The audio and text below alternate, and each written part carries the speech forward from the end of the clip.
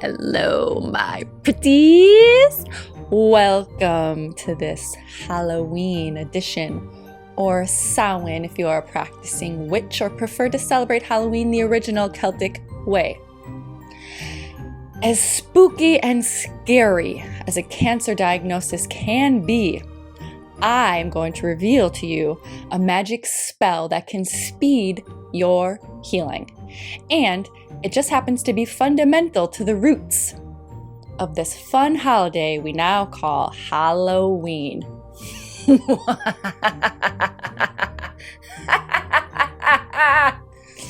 Actually, I'm a good witch. You can trust me. Hi, I'm Dr. Lisa Matejka, naturopathic doctor, energy worker, and transformational life coach, and I help those with cancer navigate their journey back to health and wellness to an even better state than before, physically, mentally, emotionally, energetically, and spiritually. Okay, so you must be dying to know what could possibly be the relationship between healing from cancer and Halloween. Well, let's do just a brief history of Halloween, also known as Samhain in the Celtic tradition, occurring directly between the fall equinox and the winter solstice, one of four of the major fire festivals of the year of the Wheel of the Year. So it is a harvest festival as well, celebrating the last of the harvest before an approaching winter.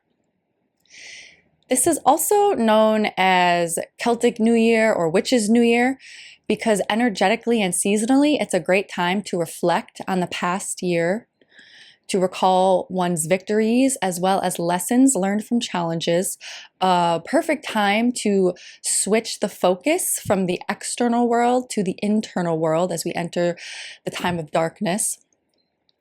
And it's a great time to declare one's affirmations and manifestations for the upcoming year. So yes, it's true, the veil is thinnest this time of year, making it a great time, a great opportunity to be able to commune with the dead and the spirit world. So it is a good time for that, as well as divination. Intuition can be enhanced. And this is largely about honoring the dead, remembering ancestors, also particularly honoring those who have left their mortal coil in the past year. This is a time to reflect upon one's mortality, upon remembering the dead, and also the anticipation of a harsh approaching winter where not everyone makes it. Skulls in many traditions are not a symbol of evil and not meant to instill fear. Traditionally, they represent that we are aware of our finite time on this planet and not afraid of death, as we know the soul lives on. Think about Dia de los Muertos in the Mexican tradition that occurs at the same time of year. It is also about honoring the dead, and not with a morose demeanor, but with bright colors, painting sugar skulls on their faces, and much merriment. This brings me into weaving these principles into cancer, a therapeutic approach of emotional, mental, energetic healing of cancer, which translates to physical healing of cancer. We now know, as many cancer experts and survivors have been revealing, including myself, that oftentimes there needs to be a healing of the mind, a healing of the emotions before the body can heal. All kinds of things need to be addressed, perhaps trauma, repressed emotions, toxic relationships, limiting beliefs, the need to foster a positive mindset, and so forth. That we know and is not a reveal here. Here's the reveal though. There are nuances and misconceptions people have about this. So listen closely. In an effort to stay positive or attempt to use the law of attraction and focus on where you want to go, you may have made this one mistake, or you may have forgotten this piece, or this may be the thing that's holding you back. Acceptance of death. Now, acceptance does not mean let me be very clear here. Acceptance of death does not mean giving up, quitting your treatments, expecting death. No. But in the background, there needs to be this detachment from outcome to make it gel.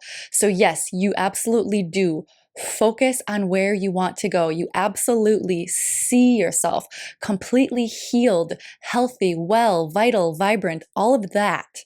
That's what you focus on. And you know you're going to get there. You know that's what's going to happen. But in the background, that detachment from outcome in a situation like this translates to, but if it is my time to go, I'm okay with it. So the formula, the witch's brew, the magic spell is exactly this. Firstly, you may be mad about the cancer at times, angry that is, and that's okay. When that happens, don't stay there. Use it. Use it to clarify exactly what you do want your life to look like. Focus everything. So for the majority of the time you're doing this, you're focusing everything, all of your intentions on where you do want to go, your thoughts, your feelings, your visualizations, your words, your actions, your decisions. Everything is focused on where you do want to go. That is being cancer free, being completely healed, healthy, well, vital, vibrant, being with the people you love, doing the things you want to do in your ideal life. That is who you are. That is what you breathe and be, say and do, think and feel. Got it?